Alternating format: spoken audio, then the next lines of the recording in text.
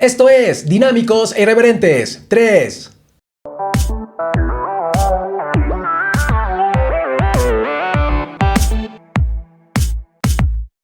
Marco Mendoza en el estudio de Los Irreverentes. Marco, bienvenido. Muchas gracias por la invitación, contento de estar con ustedes. Eso es todo. ¿Cómo estás, Vic? Pues nada, hermano, la neta te voy a decir una cosa.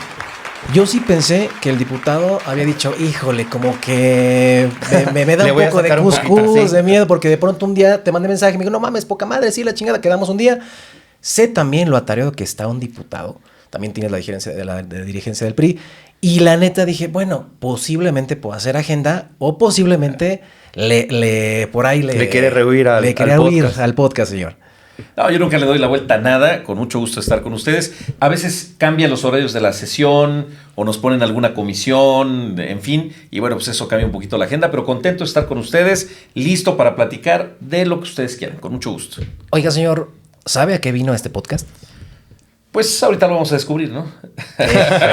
Anda bajando los balones bien, para no decirme sorprendido. Yo creo que, a ver, lo he escuchado, lo hemos estudiado, o sea, definitivamente las personas que vienen aquí no son improvisados. O sea, es por un tema porque evidentemente hoy la sociedad tiene que estar informada de lo que está pasando a nivel federal, a nivel estatal y por supuesto el municipio.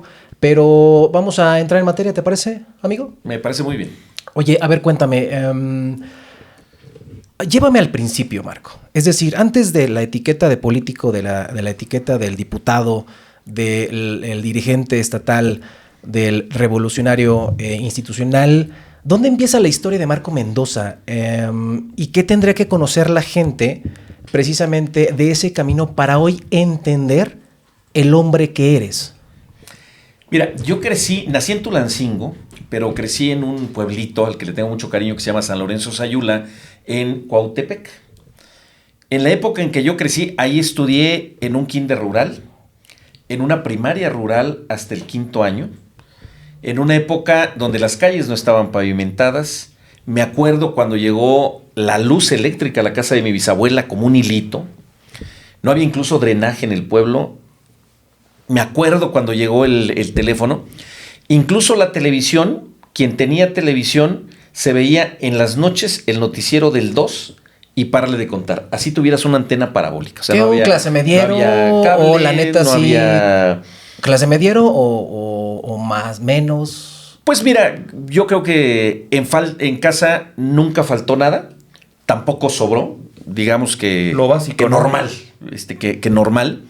Pero tuve la fortuna de crecer en un entorno rural que me dio la bondad que lo único que había en el pueblo era la primaria, una iglesia y al lado un parque con una biblioteca. ¿Cantinas no había? Mi papá, pues no que yo recuerde, pues, imagínate, tenía 7 años, 8 años, todavía no había esa inquietud. O sea, todavía podía salir a la calle a jugar, a echar. Sí, claro, yo me iba caminando, no sé, seguramente la casa de la escuela estaba a unos 20 minutos. Yo me iba caminando solito con mi mochila, era seguro, no había ningún problema. Y lo único que había era una biblioteca. Mi papá, profesor, un lector voraz, un hombre muy culto, ya mayor, nació en 1924, imagínate. Y mi mamá viene de una familia campesina. Entonces me crié entre esos dos mundos. O sea, ellos no estuvieron vinculados a la política. No, realmente no. Mi abuelo sí, algún hermano de mi papá, pero ellos no. Directamente no. Mi papá en el servicio público, no propiamente en la política. Y lo único que había era una biblioteca pública. Y yo pedía los libros a domicilio, llegaba a la casa y ahí en la huerta de la casa me ponía a leer. Y los libros me cambiaron la vida. Me permitieron soñar y entender que ahí estaba la herramienta para hacer los sueños realidad con mucho trabajo. Y te puedo decir que desde esa época el pórtico de la casa era de piedra. Yo me subí a una piedra y que se había zafado y soñaba que estaba pronunciando discursos. Desde niño soñé 2 cosas. Ser escritor. Antes de aprender a leer y escribir, yo tomaba hojas y jugaba que las cosía como si fuera un libro y que hacía dibujos y que escribía. Y soñé con ser diputado, de manera particular ser diputado. ¿Pero ya sabías que era un diputado? Pues seguramente no, seguramente a esa edad no tienes claridad, pero yo sentía que si eras diputado podías cambiar la realidad de tu comunidad. Fíjate, tuve la fortuna de poder regresar como diputado federal al pueblo pavimentar la calle donde aprendí a andar en bicicleta, equiparles un aula de cómputo a los niños de la primaria donde estudié, llenar de libros y llevar también equipos de cómputo a la biblioteca donde iba por los libros a domicilio, ayudar a hacer ahí la placita de juegos del pueblo. Es decir, el sueño de ese niño se cumplió con mucho trabajo. ¿Pedías también likes en tus redes para que pavimentar y todo eso o no? No, en aquella época no existían las redes sociales, no había teléfono, no había realmente más medio de comunicación. Mi papá, su mamá, que era ya muy mayor, vivía en Puebla. Entonces me hacía mandarle cartas, pues literal como en otro tiempo, ¿no? El correo epistolar con tu sello postal y señora Ernestina Madrid, viuda de Mendoza, querida abuela, ¿no? Yo creo que eso alimentó en mí el deseo de escribir. Luego a los 9 años muere mi bisabuela con la que vivíamos y nos vamos a vivir a Tulancingo. Ahí terminó la primaria. Soy producto de la escuela pública. Estudié en una telesecundaria, que aparte en esa época era un modelo educativo extraordinario. Estudié en la Prepa 2. Mi primera formación fue de abogado. Y siempre he sido producto de la escuela pública, producto del esfuerzo, de luchar todos los días, de aprender que esa lucha da frutos. Y siempre tuve claridad esas dos cosas. Entonces recién entré a la universidad, decidí afiliarme al PRI, siempre tuve esa claridad, es decir, yo soy turbopriista. ¿Hace cuántos años fue eso de la afiliación? Pues estamos hablando de 22 años. 22 años. Cuando tenía 14 años, llego por casualidad a Lena y Tulancingo y a los 14 años empiezo a aprender la locución. Entonces, me inicio también en los medios de comunicación, en la radio, empiezo a tener mis programas, empiezo a tener alguna columna en un medio escrito allá en Tulancingo, que es otra de mis pasiones de vida, la locución, el periodismo. Se ve, se ve que está devorando el micrófono, devorando el micrófono. He tenido experiencia en eso. Luego renuncio me voy a la universidad. Voy mezclando mis turnos en la radio. Tenía mi turno en cabina de 4 horas y toda la cosa. Estaba yo sindicalizado, en fin. Y en tercer semestre tomo la decisión. A ver, estoy estudiando Derecho. Me encanta, me apasiona la locución, pero estoy estudiando para abogado. Okay. Entonces tomo una decisión muy dolorosa que fue dejar la radio y buscar una oportunidad en el Tribunal Superior de Justicia del Estado. Y llego como auxiliar administrativo. Recuerdo perfecto que llegué al tribunal ganando 900 pesos quincenales. Ese era el sueldo de un auxiliar administrativo. ¿Quién estaba en ese entonces? No recuerdo quién era el presidente y tiempo después llegó justamente Carolina Vigiano a la presidencia del tribunal. Yo llegué un poquito antes como auxiliar administrativo y estuve ahí algunos años, prácticamente hasta la conclusión de la carrera, y terminé siendo secretario de Estudio y Cuenta en materia electoral, que es, digamos, el que analiza los casos y redacta las sentencias. Recién cumplí 18 años, me afilio al PRI. Recuerdo que fui con un amigo, Julio, que actualmente, por cierto, es mi suplente. Hemos sido compañeros de proyecto político durante muchos años. Y le digo, oye, vamos al PRI. Llegamos al módulo de afiliación. Y le digo, oye, ¿cuántos años de militancia se necesitarán para ser presidente del partido? O sea, caray, ¿por qué? Porque yo quiero ser presidente del PRI. O sea, llegué y vi pues un espacio donde los sueños podían construirse con mucho trabajo. Yo creo que en ese tiempo sí estaba con todo el PRI, ¿no? Arrasaba en elecciones. Sí, por supuesto. Pero no fue eso lo que me llamó la atención del partido, el poder. O sea, no es eso lo que... ¿Qué querías entonces? Lo que me llamó la atención. Cambiar la vida de la gente. Yo quería cambiar la vida de la gente. Entonces nos afiliamos al PRI y empiezo a colaborar en el partido. Me acuerdo que en ese entonces, justo la hoy senadora Carolina Vigiano lanza un programa de mejoramiento de fachada urbana en las colonias de Pachuca y Mineral de la Reforma. Entonces a mí me tocaba pues, lo mismo estar en una tarea que era técnica, defender una casilla, defender un seccional, una campaña, que pues estar visitando a la gente en sus casas para generar la lista de beneficiarios, ir cargar las cubetas, los domingos ir a pintar las casas. Es decir, mi historia dentro del partido es una historia que empieza desde abajo, con el sueño de poder construir un proyecto que me llevara a ser diputado federal y que me llevara a ser presidente del partido para poner mi trabajo al servicio de la gente. La vida siempre te sorprende, siempre dicen, ten cuidado con lo que sueñas porque se puede hacer realidad. el error de cálculo jamás me imaginé que me iba a tocar en una circunstancia tan difícil. Es decir, soy el primer presidente de oposición que tiene el Partido Revolucionario Institucional en Hidalgo.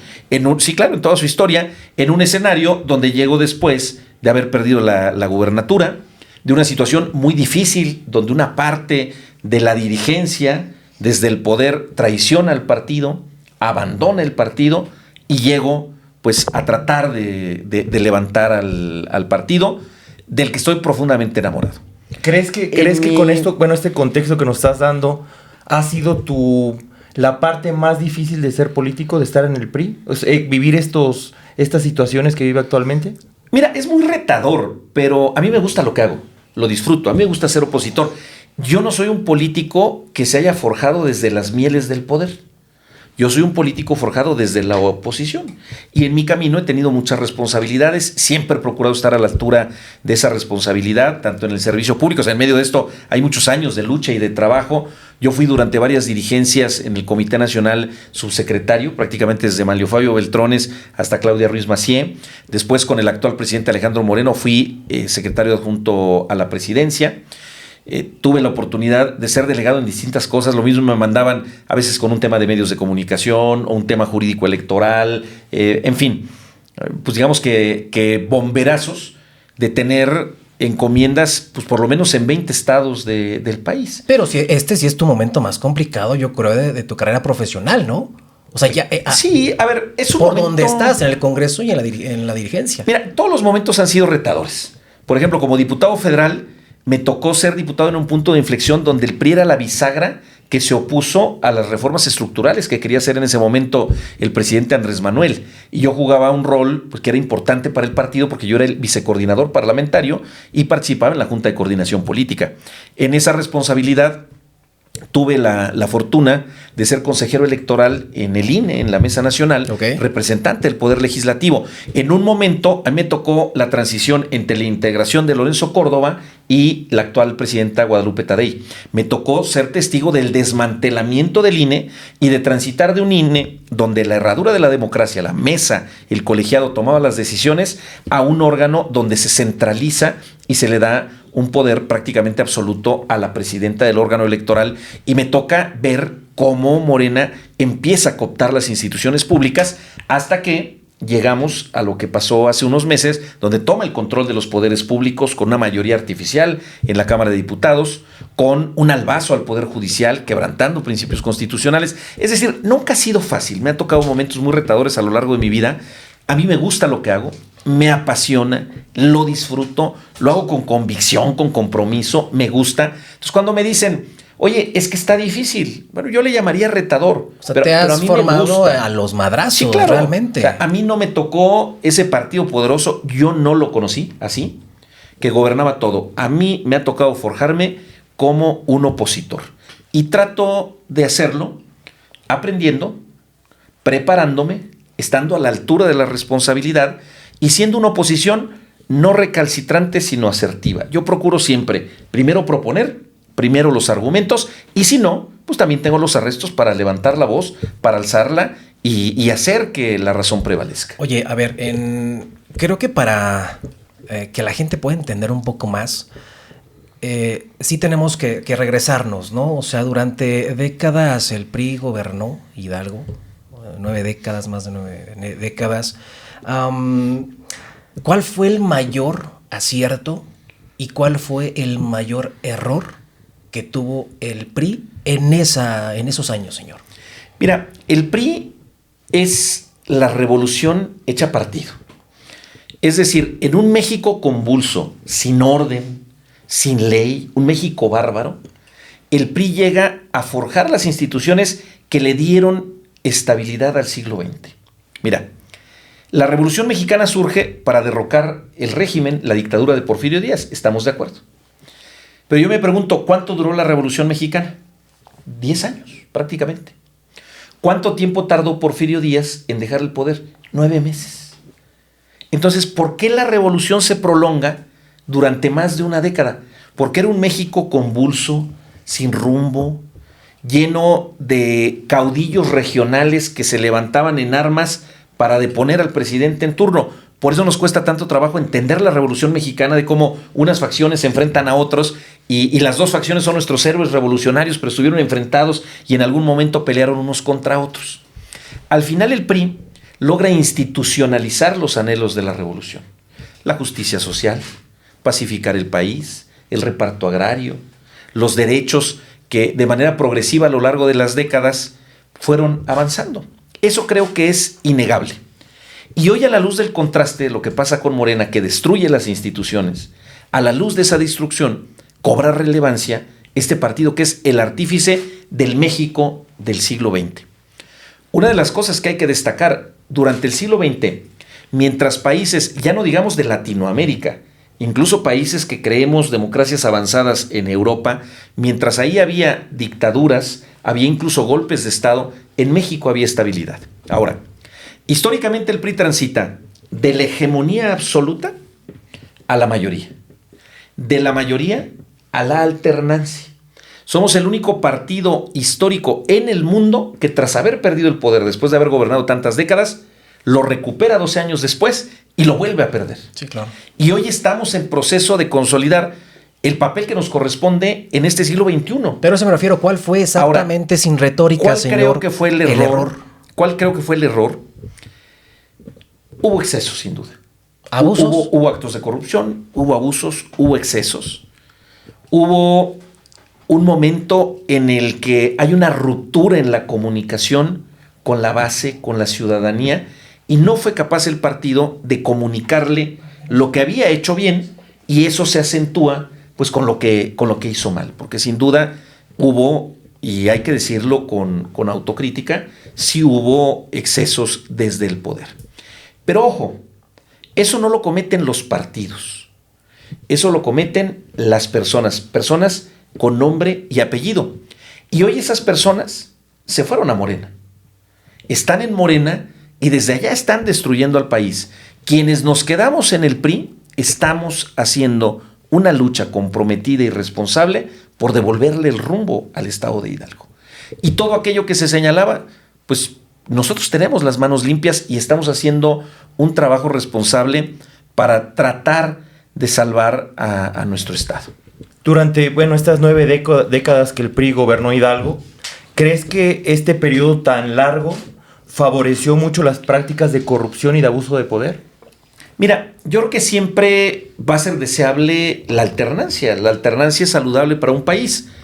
Seguramente se le podrá juzgar al PRI el tiempo en que nos tardamos de la fundación, que se tardó el partido, de la fundación del partido a la alternancia en el año 2000. Pero también son innegables las contribuciones democráticas y en términos de instituciones. Hoy los tiempos son diferentes. No podemos juzgar al PRI de los años 70 a la luz del México del siglo XXI. Eran tiempos y circunstancias diferentes, como lo fueron los años 40, 50, 60, en fin, y como lo serán en 20 o 30 años. Hoy las circunstancias son diferentes. La normalidad democrática ha cambiado. Por eso llama la atención cuando Morena dice, no, es que, pero el PRI sí lo hacía en los 70, es que el PRI hizo esto. No. Tenemos que estar a la altura de nuestro tiempo. Te puedo decir, el PRI que hoy lidera Marco Mendoza en Hidalgo no es el mismo PRI ni siquiera de hace 5 años, claro, por ejemplo. Es un PRI diferente. Las instituciones evolucionan y las personas cambian. El tema aquí es, ¿qué es lo que haces cuando tú asumes la responsabilidad? ¿Qué es lo que haces con esa responsabilidad? Como cuando conquistas el poder, ¿qué haces con ese poder? ¿Buscas el poder por el poder o buscas el poder para ponerlo en manos de la gente, para devolvérselo al pueblo? Y creo que esa es la diferencia. Esa es mi lucha. Yo hoy camino todo el estado de Hidalgo, camino cabalgo porque me invitan mucho a andar a caballo. Vivimos en un estado con muchas comunidades y mucha gente a caballo. Yo ando por todo el estado justo con esa convicción, sumando a la gente en torno a un proyecto político desde el PRI que le va a devolver el rumbo al estado de Hidalgo, y estoy convencido que en el 28 el PRI volverá a gobernar el estado de Hidalgo. Entiendo que no hay que comparar los 70s con la época actual, pero definitivamente la gente no comprende esa diferencia. El PRI quedó marcado por temas como el caso Duarte, los Borges, Obredech, temas que evidentemente la ciudadanía pues ya, ¿no? O sea, los checa con bigotitos de acá porque realmente ocurrió que personas se enriquecieron y hay que decirlo, si llegamos a estos momentos de vida fue porque su partido evidentemente la regó, la persona, como dice, ¿no? Las personas al frente la regaron. ¿Cómo decirle entonces a la gente que hoy es un partido diferente si hay estos temas en el poder de estira y afloja y de pronto, o sea, ¿cómo decirle a la gente, señor, este nuevo discurso? Es que mira, yo creo que no hace falta decirle a la gente, oye, ya cambié, eso se nota. Decían en mi pueblo, lo que se ve no se juzga. Te pongo un ejemplo. Bartlett era el símbolo, era la bandera de la oposición por aquella famosa caída del sistema. Sion. Era símbolo de lo que gustes y mandes, era un símbolo antidemocrático. Llega Morena, lo recicla, lo purifica y se lo lleva. Entonces, ¿qué es lo que pasa? Esa oposición llegada al poder perdió sus banderas, prostituyó sus banderas. Te pongo un ejemplo. Cuando critican el puente atirantado hecho en la administración de Omar Fayad. ¿Priista? Sí, pero Morena lo hizo embajador, lo purificó y se lo llevó. A nosotros nos traicionó. Y lo mismo te puedo decir con el exgobernador de Sinaloa, que hoy es embajador en España, con la exgobernadora de Sonora, que ahora es cónsul de no sé dónde. Y hay una lista larguísima. Lo mismo pasa en el estado de Hidalgo. Esos que le hicieron daño al estado de Hidalgo, hoy están en Morena. Antes, yo me acuerdo cuando era joven y estaba en las líderes del partido, yo veía que mucha gente decía, es que siempre son los mismos. Bueno, hoy no somos los mismos.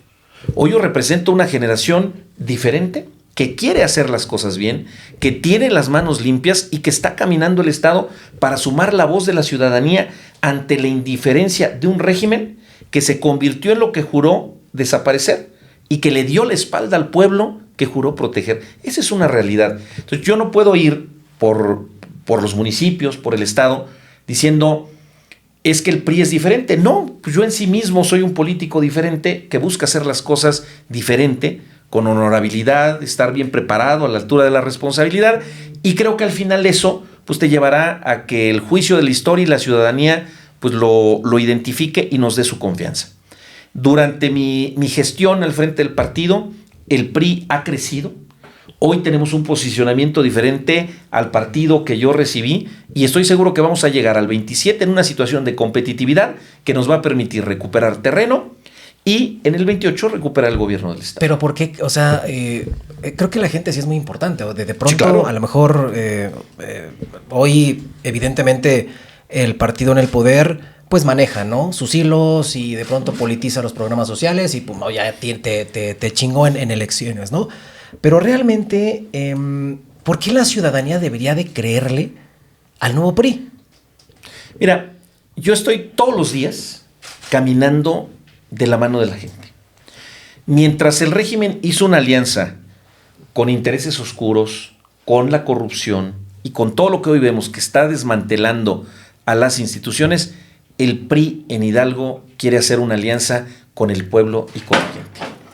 Y la única manera de hacerlo es escucharlos, es estar a ras de piso con ellos, es saber qué le duele a la gente y venir al Congreso, cumplir con mi responsabilidad y darles voz.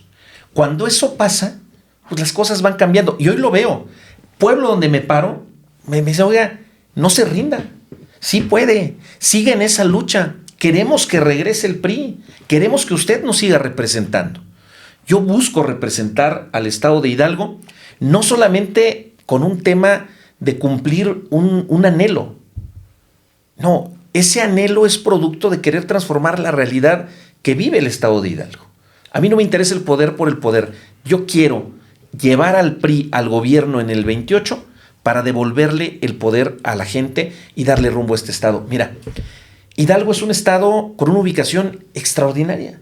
Tenemos acceso a dos de los puertos más importantes del país. Estamos conectados con el Arco Norte. Estamos conectados con la carretera federal que lleva al norte del país, a la frontera. Estamos conectados con la Ciudad de México. Tendremos que ser un centro logístico de la zona centro del país. Tenemos el campo en el abandono. Tendríamos que ser el granero de México o cuando menos de la zona centro del país. Es decir, Hidalgo tiene lo que se necesita para potenciar sus habilidades, su riqueza. Somos un estado rico que tendría que estar en la prosperidad. Pero creo que se necesita rumbo, se necesita visión de estado, se necesita saber cómo hacerle. Y hoy el PRI es lo que representa. Los sueños de la gente, pero todos los días, si yo me reúno con transportistas, llevo sus inquietudes al Congreso. Si me reúno con campesinos, llevo sus inquietudes al Congreso. Y eso me ha permitido ser un diputado productivo. Soy el diputado con más minutos en tribuna, proponiendo y defendiendo a la gente. Y creo que eso en sí mismo hace el cambio. Bueno, vámonos un poco más para acá en la actualidad. Sobre la reforma electoral. Morena sostiene que esta reforma electoral busca hacer más eficiente el sistema. ¿Qué es lo que más preocuparía de esta reforma, en tu opinión? Bueno, mira, afortunadamente parece que se les está cayendo la reforma. Uno de los puntos más importantes, más relevantes, es el tema de la paridad. ¿Qué se les ocurrió hacer brillantemente? Decir, como en la escuelita, ¿te acuerdas que en la primaria nos iban nombrando alfabéticamente? Sí. Bueno, pues tomemos los estados alfabéticamente, dividimos en dos el estado y el primer bloque para mujeres. Es decir, para dejar libres algunos municipios a modo. ¿Qué es lo que pasaba con este escenario? El 60% de la población iba a ser gobernada por hombres, el 40% por mujeres. 16 municipios de alta marginación para mujeres y solo 12 para hombres. Pero 16 de los municipios más grandes para hombres y solo 12 para mujeres. Es decir, un desequilibrio. Ya ni digamos de los municipios indígenas donde no había paridad. Eso en realidad no era una reforma que cumpliera con la idea de garantizar el acceso de las mujeres a sus derechos y a la participación política. O que nos lleve a que si en el siguiente periodo llegamos a la mitad y mitad de hombres y mujeres, al que sigue lo superemos, ¿no? Iban a perpetuar el 50-50 en la ley. Su propia presidenta de la República les dijo, yo no estoy de acuerdo, se los dijo muchas veces. ¿Qué fue lo que pasó? Se los repetimos muchas veces, les hicimos un planteamiento serio. Durante varios meses estuvimos en mesas de trabajo, en gobierno, después en la Junta de Gobierno, y al final nos dijeron no. Pero el tiempo nos dio la razón. Y justo un poco antes de discutirlo en la comisión, lo bajan, porque seguramente pues, recibieron ahí el jalón de orejas desde arriba y tuvieron que darle razón a la oposición. Una reforma electoral debe estar pensada en ser un avance democrático. No un retroceso, ¿no? No un retroceso. Cuando tienes el poder, puedes hacer lo que se te dé la gana, pero justo porque tienes el poder, debes hacer lo que está bien. Sí, claro. Porque si no, pues te conviertes en todo ello que criticaste y hay un retroceso. Han desaparecido las instituciones en materia de transparencia, la autonomía del Poder Judicial. Han desmantelado muchas de las instituciones que eran fundamentales para tener un avance democrático. Por ejemplo, en el estado de Hidalgo desaparecieron los consejos municipales que para ahorrarse una lana. Bueno, pues entonces transitemos a una democracia barata donde la gente no va a tener certidumbre sobre el resultado de la elección. Ese es el gran problema. Afortunadamente parece que se echaron para atrás con este tema y esperamos pues que el diálogo prevalezca y que podamos, si es que hay reforma electoral, pues hacer algo que le sirva a Hidalgo, que le ayude a la gente a poder acceder a sus serviría realmente derechos. En tu análisis, en tu perspectiva? Yo creo que hay que garantizar el tema de acceso. Es decir, ya está asegurada la paridad en la ley para las mujeres, por ejemplo, mitad y mitad. ¿Cómo garantizamos que accedan a los cargos de manera igualitaria? Es decir, que no las mandes a municipios pequeños, a municipios marginados, que gobiernen también en las ciudades grandes, que gobiernen más del 50%. En el caso de las personas indígenas, ¿cómo hacemos para que no esté sobreregulado, para que no haya fraudes a la ley, para que las personas indígenas tengan verdaderamente una voz en el Congreso local o en el Congreso federal, en este caso en el local?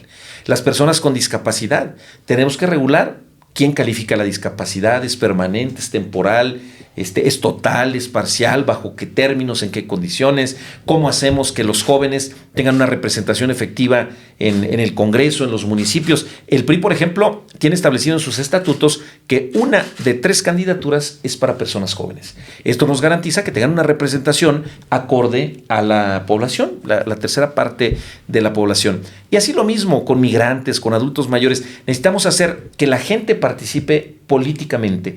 Hoy, ¿qué pasa en el país? Y el estado de Hidalgo no es la excepción. Hay un gran nivel de abstencionismo. En la medida en que la gente no participe, pues vamos a seguir su rumbo. ¿Por qué? Porque la cosa está dividida.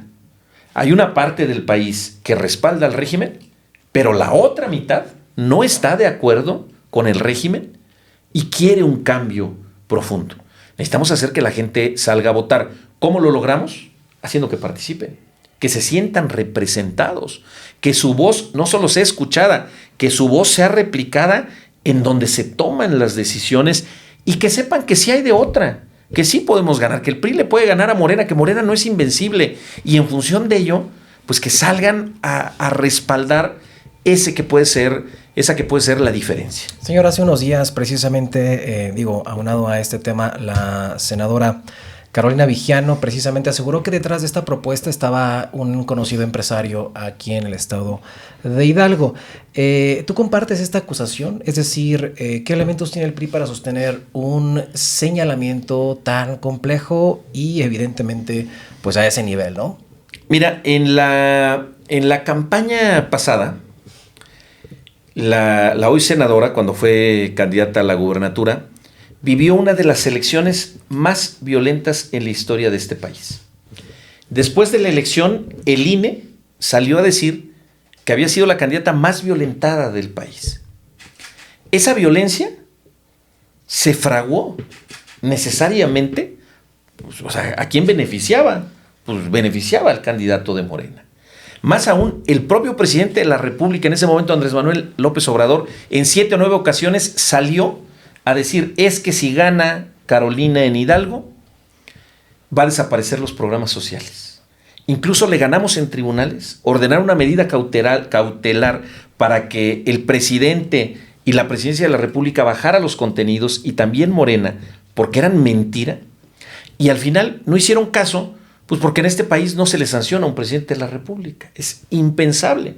Cuando era el hombre más poderoso de este país en cadena nacional todos los días violentando a una mujer y de un escenario altamente competitivo, pues hubo una natural erosión, pues porque el hombre más poderoso estaba profiriendo violencia.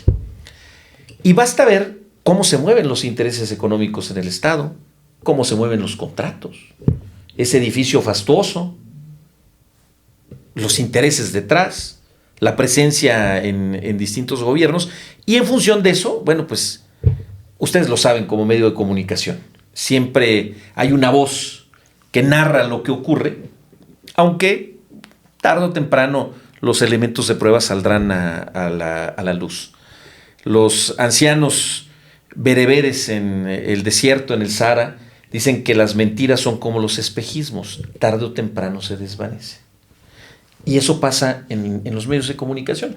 Los medios siempre tienen el run de la verdad, aunque la narrativa sea diferente, y puede tardar un año, un periodo, 2 periodos, tarde o temprano eso sale a la luz y el tiempo nos dará la razón. ¿Pero tú compartes esos señalamientos? Sí, claro, sí, por supuesto que los comparto. O sea, definitivamente señalas... Por supuesto que los comparto desde mi ejercicio de libertad de expresión.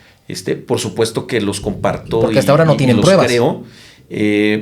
Mira. ¿O sí? Sí hay pruebas. ¿Cómo cuáles? Sí, no me corresponde a mí vertirlas. O un ejemplo, pero mira, como para no entorpecer el proceso. La empresa que hacía la guerra sucia en la campaña, al inicio del gobierno, de inmediato llegaron al poder y los contrataron para la publicidad institucional. La misma que hacía la guerra sucia encarnizada. Bueno, pues eso por supuesto que es un elemento de prueba, o sea, basta inferir el tema.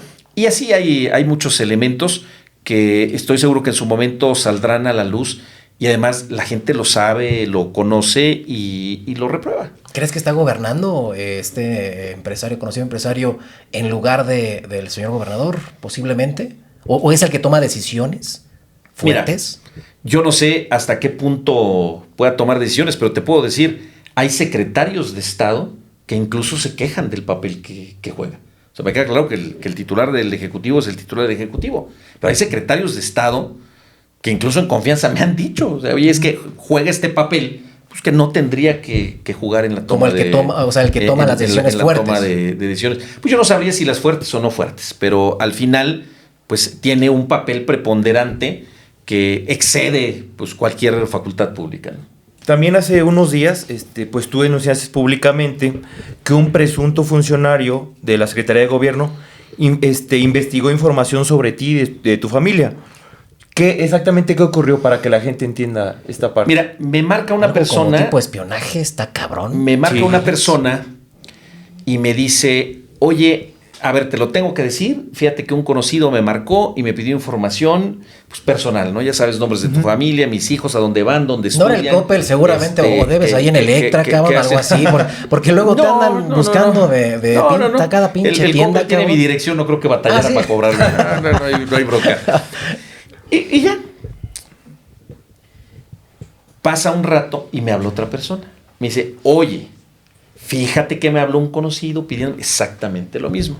Dije, a ver, no te preocupes, pásame su nombre y su teléfono. Me pasa el nombre y el teléfono, le marco. Digo, oye, soy Marco Antonio Mendoza, a tus órdenes. ¿Qué onda? ¿Qué traes? ¿Qué pasó de mi familia? Mi diputado, ¿cómo estás? Permíteme, me presento. Soy fulano de tal, ya sabía el nombre. Tengo este puesto en gobernación. Se identificó. Sí, claro, sí. Mira, lo que pasa es que como tú eres un aspirante fuerte, pues estamos haciendo, tú sabes, una tarjeta. Yo, canijo, oye, ¿y para qué diablos, por decirlo en público, porque lo están viendo niños? Oye, ¿tú por qué diablos necesitas la información de mi familia, información personal? Cabrón. Perdóname, pero eso me hace suponer que mi familia está en peligro. A ver, yo apechugo siempre los embates, porque todos los días hay trancazos. Yo sé cómo es esto, a esto me dedico. Pero, pues con la familia no. El diputado soy yo, el opositor soy yo, el presidente del PRI soy yo. ¿Para qué diablos quieren información personal? Pero me preocupó porque 2 ocasiones en los meses pasados, en casa me dicen, oye, fíjate que había en el jardín de la casa grabando un dron.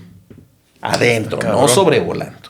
Imagínate desayunando Sí, antes de eso. En la finca de 2,000 metros, no vayas a ser de esos que tienen una mención de 14,000 metros cuadrados. No, 14,000. No. Usted sabe. A ver, yo vivo en el mismo lugar desde antes de ser funcionario público. Yo tengo, no sé, por lo menos 12, 13 años viviendo en el mismo lugar, exactamente igual, antes de ser funcionario público. Entonces, pero si viste el dron. No tengo. Sí, me lo reportan en la casa.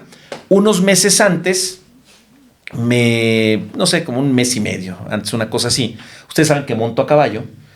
Entonces, donde están los caballos, me dice quien me ayuda con ellos. Oiga, le estaba dando de comer. Llego a darles de comer y veo un dron filmando a los caballos. En ese momento yo pensé que se trataba de... Dije, pues a lo mejor pues van a sacar algo. Dije, no tengo problema. O sea, tú esperabas el madrazo al día siguiente. Sí, o unos días después. Dije, a ver... Pues, seguramente lo van a sacar, yo no tengo problema, a ver, mis caballos no son ni pura sangre, ni de registro, ni mucho menos, a ver, no tengo ningún problema, me gusta, pero además, pues yo ando cabalgando por todo el estado, entonces dije, bueno, a ver, no tiene problema. Luego, ingresan violentamente al PRI Hidalgo, a mi oficina, destrozan la puerta, presenté la denuncia en su oportunidad, y no se roban nada más que documentos. Hay computadoras, hay sonido, hay cosas que pues, mejor vas y al empeño, ¿no? Si fuera un ladrón. No se roban más que papeles. ¿Qué decían esos documentos? ¿O qué eran? No, debe haber carpetas y cosas. A ver, yo nunca dejo ni... Algo importante, ¿no? Yo jamás dejo algo importante en el cajón, tengan la seguridad. Pero pasa esto de que un empleado de gobierno, está haciendo una investigación de mi familia. Me meto a transparencia y veo que efectivamente está en la nómina con un cargo de dirección dentro de la Secretaría de Gobierno. Entonces, obviamente, pues las antenitas se me prendieron. Le hablé al secretario de Gobierno, fue muy amable. Al otro día hice la rueda de prensa, se reportaron y me dijeron que habían destituido a este personaje. Pero es que de verdad, aceptaron que estaban haciendo, que había este personaje hecho la investigación. Entiendo que lo destituyeron, no, por cierto, no lo he corroborado.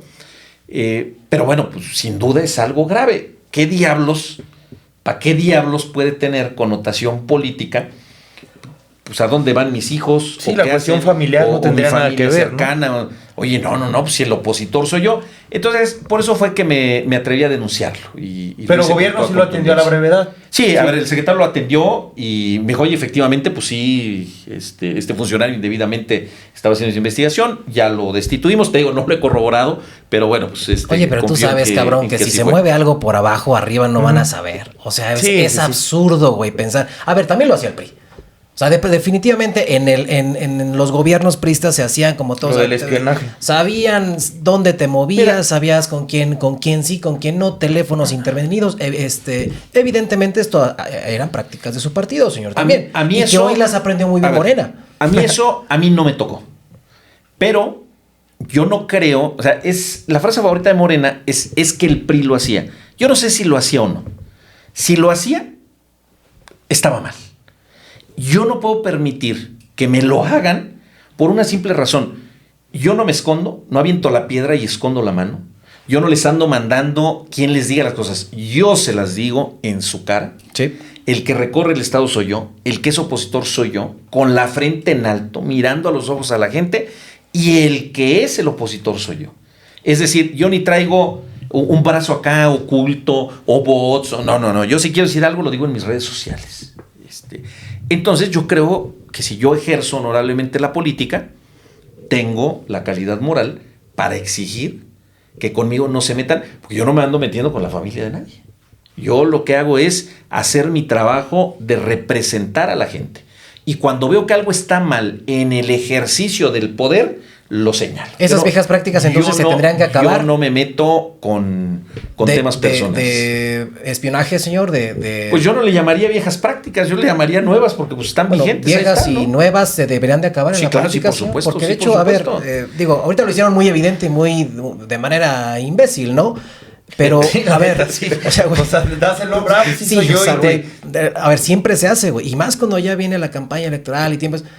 Eso quiere decir que de pronto estás pisando callos, cabrón, que de pronto están viendo que el tricolor está ganando, pero vamos para allá. No vas tú, ¿no? No, güey, tú. Dale, sin miedo. Eso, aquí, ya se soltó el señor, Ya como poco. Que, imagínate como que lo vi. ¿Así toma? Sí.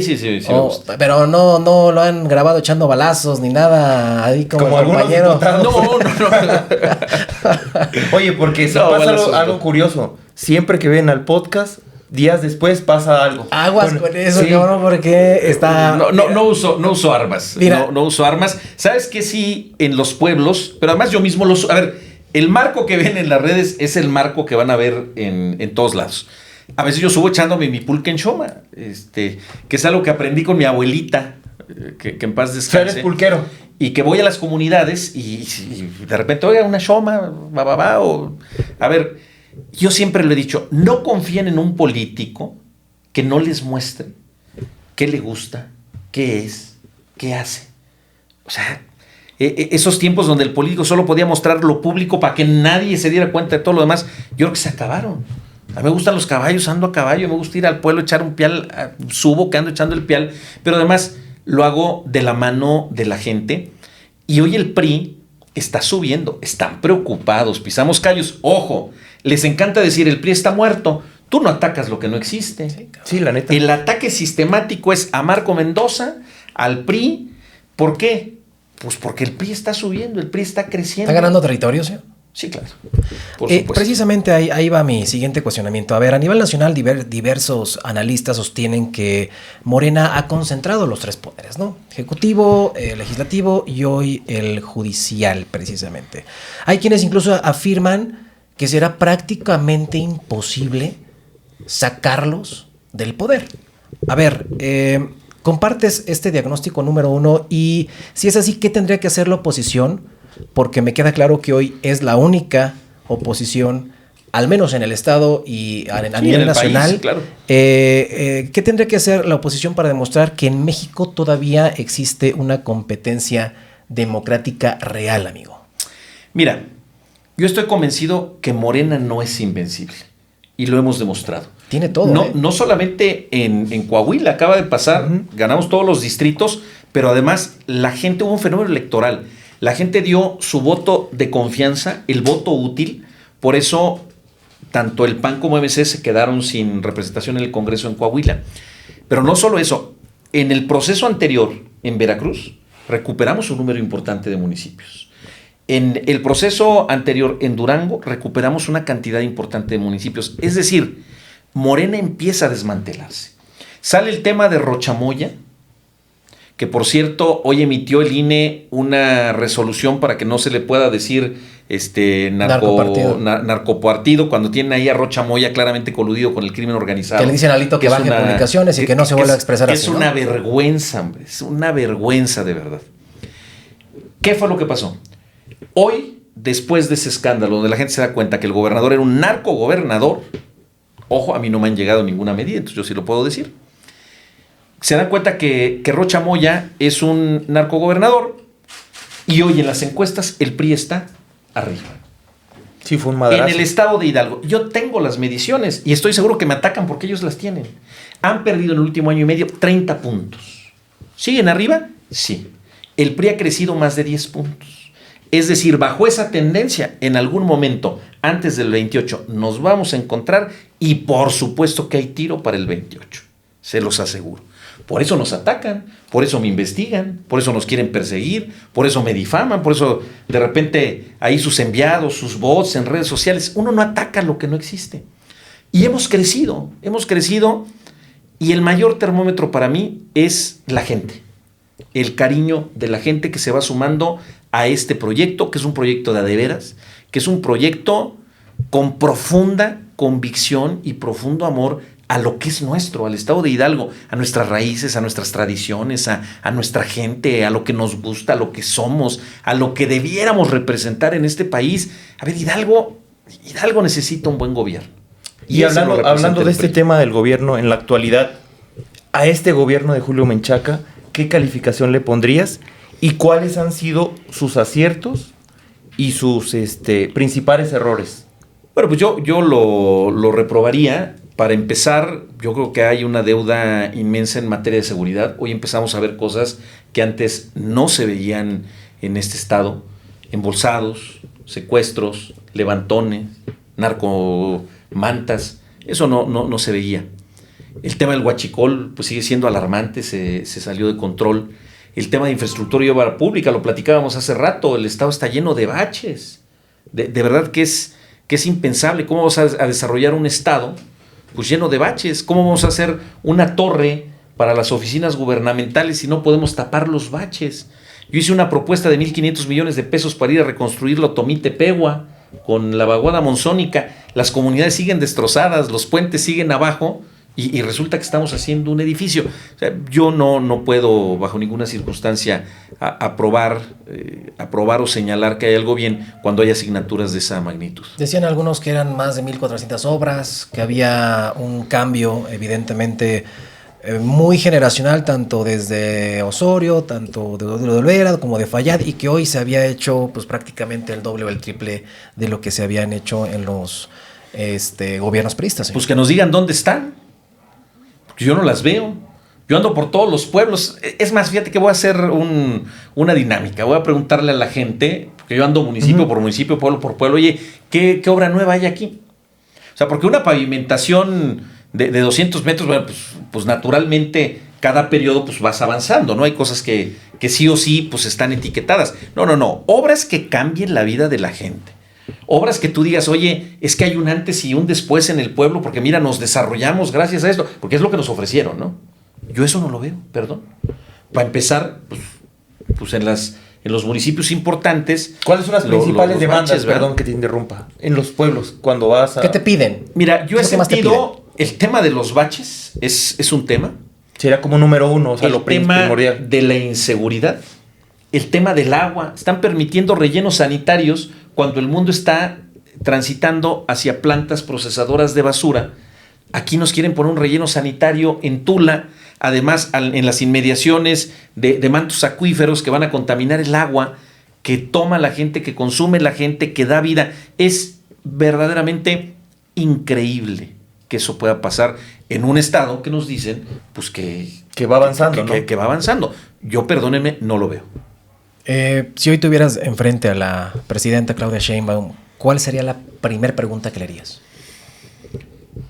¿Por qué han traicionado al pueblo? Yo creo que en el 18 llegó Morena con un gran bono democrático y lo defraudaron. Hoy la gente demanda que les cumplan y no les han cumplido. Pero además yo creo que a la presidenta le ha hecho daño la sombra de ese que se dice caudillo. Yo lo veo en el Congreso. Cuando gobernaba Andrés Manuel, decía algo así. Y hoy que ella gobierna, pues, no le hacen caso, la desobedecen. Hoy subí un video sobre el tema, es increíble. Miren, yo lo veo de cerca, todavía siguen gritando, es uno no estar con Obrador. Es increíble, no respetan a su presidenta.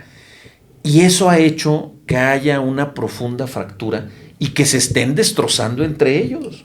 Por eso vemos esas declaraciones, de repente unos contra otros, de repente bots y guerra sucia unos contra otros. Eso nos habla de la falta de rumbo en el país.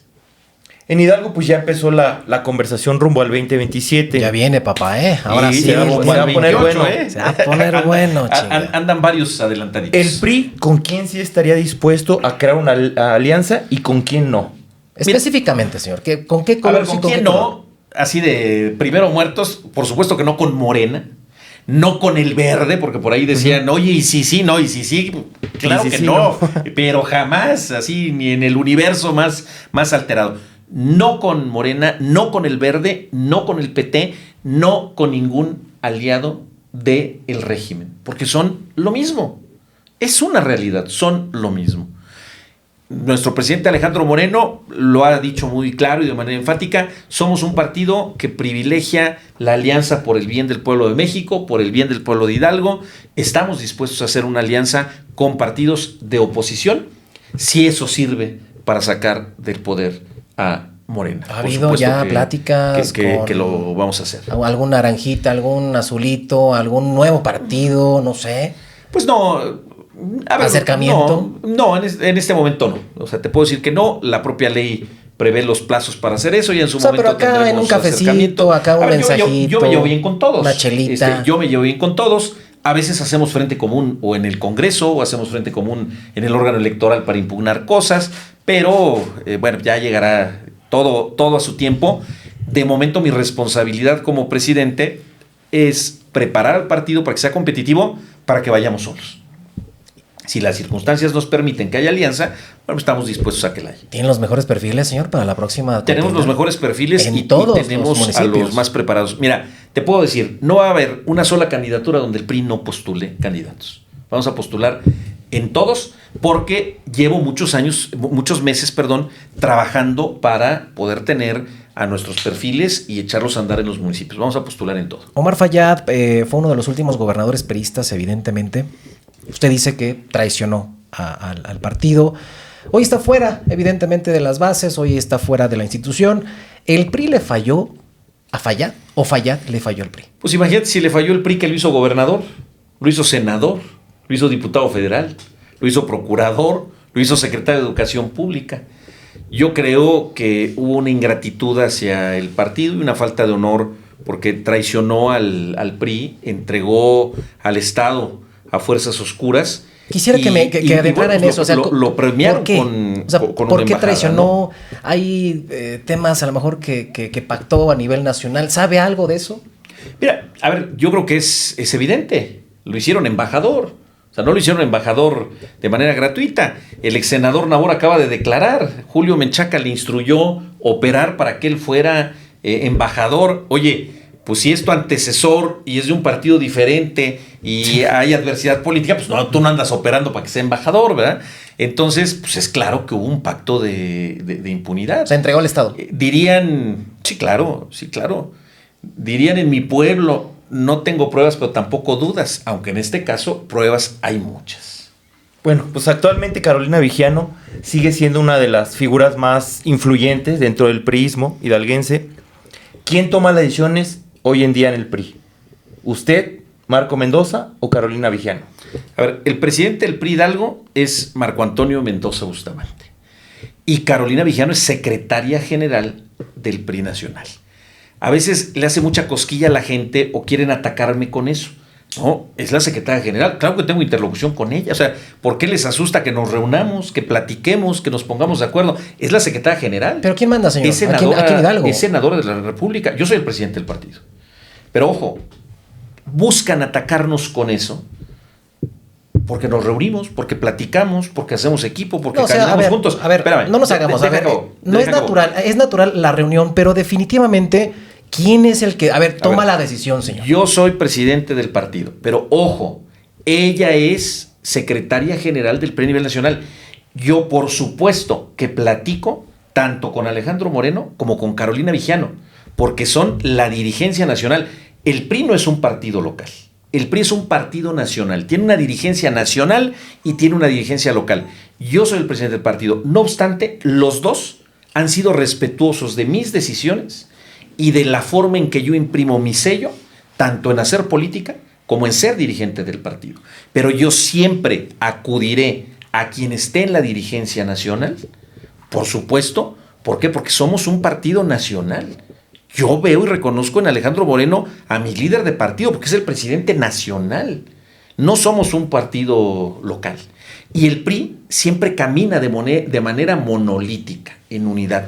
Eso no significa que no estén siendo, desde que yo llegué, profundamente respetuosos de las decisiones que yo tomo al interior del partido. Pero una cosa no está peleada con la otra. O sea, no se hace nada aquí en Hidalgo si no toca la puerta allá arriba. No, de ninguna manera. Los presidentes tenemos libertad para tomar decisiones, los presidentes de partido, pero también hay mucha comunicación con nuestra dirigencia, y no solamente con el presidente, con la secretaria. A ver, el secretario de organización articula a los secretarios de organización en el país, la secretaria de operación política platica los temas con nuestra secretaria de operación política, es decir... Pero sí le da libertad. Sí, claro, sí, yo tengo absoluta libertad para tomar decisiones de manera absoluta, pero hay una comunicación como debe haberla. En este caso coinciden que nuestra secretaria general es de Hidalgo, pero si no fuera de Hidalgo, fuera de Chihuahua, pues exactamente igual tendría que tener la misma interlocución, porque somos un partido nacional. O sea, usted no mata a los periodistas de hambre, o ¿cómo decía este cabrón? Alito Moreno. Pero digo, por ahí un audio que se filtró. Por supuesto que... ¿Cómo decía, güey? Que a los periodistas libertad. Hay que matarlos, ¿cómo decía? De hambre, una mamada, que salió un audio, ¿no? Por ahí. Comparte ese tema también, señor, en contra de los medios de comunicación, que hoy están bien lastimados, también. A ver, yo soy una persona respetuosa de los medios de comunicación y lo he demostrado. Habrá que ver el origen de esos audios. Hay mucha cosa fake que utilizan para golpear a la inteligencia artificial. Siempre, la inteligencia artificial. Mira, el otro día por ahí sacaron un audio donde dijeron que era la voz de mi compañera diputada Monse, y no era su voz, era la voz de otra persona que a lo mejor se parecía. O sea, al final habrá que ver. El régimen utiliza ese tipo de cosas para dañar, para desprestigiar hoy la inteligencia artificial, y por cuanto hace a mí, yo soy una persona respetuosa del trabajo de los medios de comunicación, y bueno, pues cada quien responde por sus actos, ¿no? Hay quienes dicen evidentemente que el PRI necesita una renovación completamente, ¿cierto? Incluso el cambiar, algunos dicen que el cambiar las siglas, el cambiar el nombre, ¿estarías dispuesto en algún momento a desaparecer las siglas del PRI y si eso significara ganar una elección? Bueno, a ver, eso no depende de mí. Y tampoco depende de una sola persona. La máxima autoridad del PRI es la Asamblea Nacional. Que lo llevan a esa propuesta. Y la Asamblea Nacional, yo no coincidiría con ello. No. La Asamblea Nacional decidió que necesitábamos una profunda reflexión que se hizo, pues recién perdimos en el 18, para trazar la ruta hacia una renovación. Hoy el partido se está renovando. Yo camino todos los días el Estado renovando las estructuras. Yo mismo soy la prueba de la renovación del partido. Y no pueden decir, es que siempre los mismos. No, perdón, yo estoy construyendo un proyecto para salvar al Estado de Hidalgo. Como priista yo no estoy de acuerdo en un cambio de nombre. Ni de colores, ni de siglas, ni nada. Ni de colores, no, por supuesto. Eso lo dicen nuestros adversarios, porque obviamente les da envidia que tengamos... Yo no soy adversario.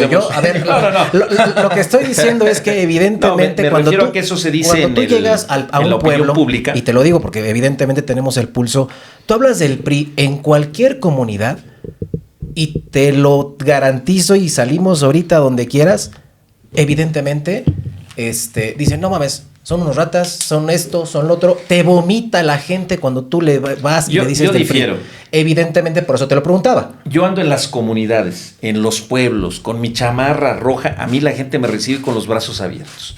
Yo no me he encontrado una persona que en un pueblo me diga Dios corrupto o que me aviente un jitomatazo. Me reciben con los brazos abiertos.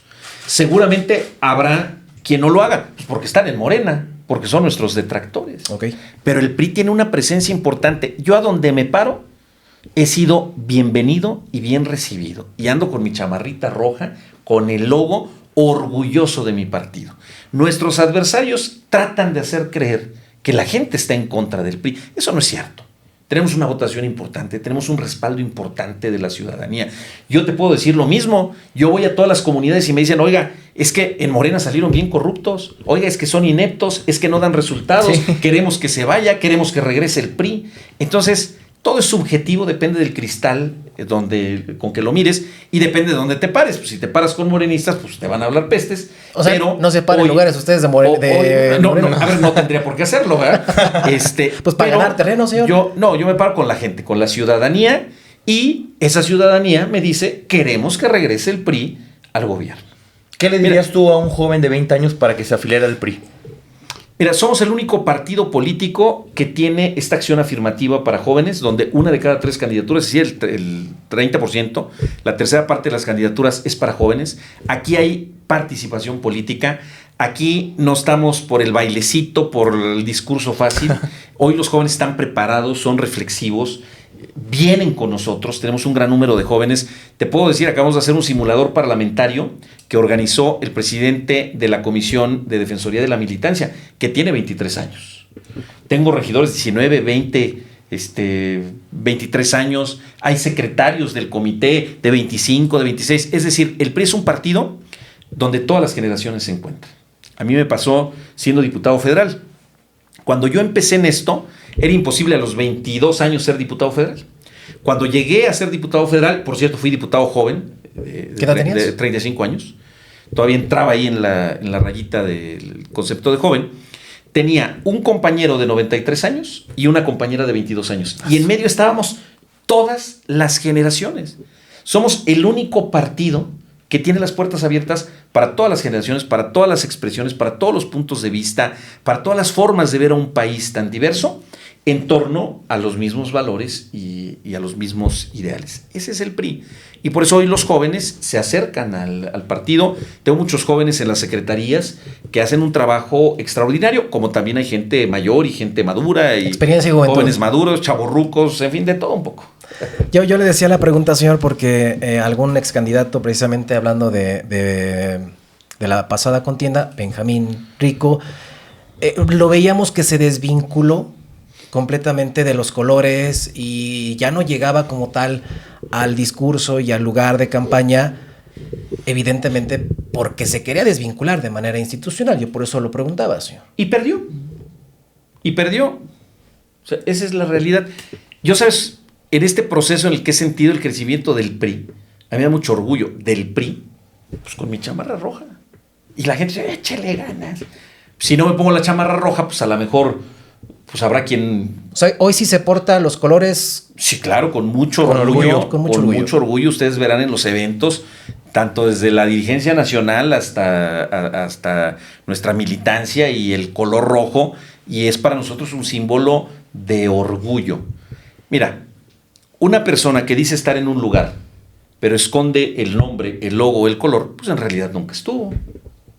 Se va a otro lado y también, si tampoco usa esos colores y esos logos y esos, pues, ¿qué va a pasar? Pues va a pasar exactamente lo mismo. ¿Por qué se fue Benjamín, señor? Ya, por cierto. Pues yo pensaría que porque quiso, porque... O sea, pues, sí se sentó con él, decir, bueno, era una figura clave, ¿no? Del prismo. A ver, en mi dirigencia siempre encontró entendimiento y diálogo. Fue dirigente del comité municipal, siendo yo presidente de partido. ¿Sabes quién firmó la candidatura de Benjamín Rico? Marco Antonio Mendoza. O sea, a mí no me puede decir, es que no hay oportunidades, es que me quedó a deber, bajo ninguna circunstancia. La alianza con el PAN en Pachuca la hicimos en los términos que él me lo pidió, porque yo quería pues, que esa alianza le fuera de utilidad. Entonces, si tú me preguntas, ¿por qué se van los que se van? Pues porque quieren. Cada uno es responsable de su decisión, y creo que en un partido político no puedes estar a fuerza. Esos tiempos no deben existir, como sigue existiendo en el régimen. La gente que está debe ser por convicción, y nadie es dueño de nadie.